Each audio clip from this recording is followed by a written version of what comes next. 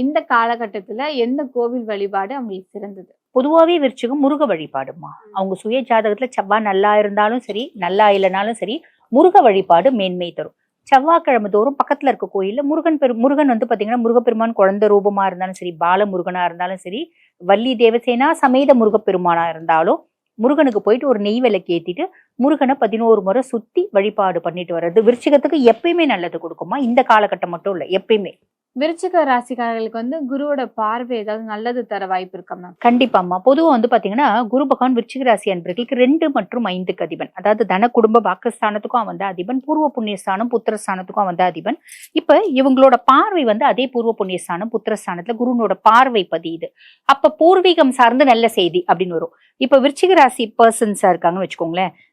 இப்ப அப்பா அம்மா குழந்தை விருச்சிக ராசி பையன் அவன் வந்து ஒரு தோராயமா ஒரு இன்ஜினியரிங் ஃபைனல் இயர் படிக்கிறான் அப்படின்னு வச்சுக்கோங்களேன். இழந்த அவங்களோட அத்தை, பெரியம்மா, சித்தப்பா, சித்தி இந்த மாதிரி அப்பா வழி சொந்தங்கள் வர்றதுக்கான வழியும் வாய்ப்பும் இருக்கு. அவங்க மூலியமா ஒரு நல்லது நடக்கிறதுக்கான வாய்ப்பும் இருக்கு. அதுக்கும் மேல நீங்க கேட்ட மாதிரி குருனோட பார்வையில முதல்ல சுயஸ்தானத்தை குரு பகவான் பாக்குறாரு.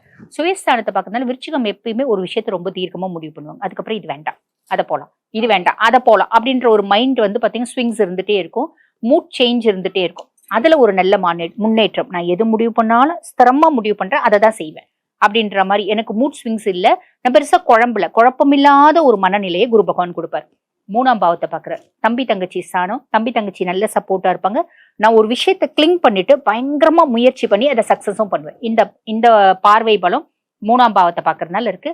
அதே மாதிரி 5ஆம் பாவத்தை பாக்குறதுனால நான் ஆல்ரெடி சொன்னேன், பூர்வீகம் சார்ந்து நல்ல செய்தி வரும். நிறைய பேருக்கு வந்து பாத்தீங்கன்னா காதல் வரும். குரு பகவான் காதல்லாம் கொடுப்பாரா, காதல்லாம் தடுக்க மாட்டார் அப்படின்னு சொல்ல நல்ல பிள்ளையினோட லவ் அப்படின்றது வரும். ஆல்ரெடி ஒரு பிள்ளை பிரேக்கப் ஆயிடுச்சுங்க, அதே பிள்ளை திருப்பி பேச்சப் ஆகிறதுக்கு வாய்ப்பு உண்டு நல்ல பிள்ளையா இருந்தா. பூர்வீகத்துல சொத்து பத்து வீடு வாசல் ஏதாவது இருக்குன்னா கைக்கு வரதுக்கான வாய்ப்பு உண்டு.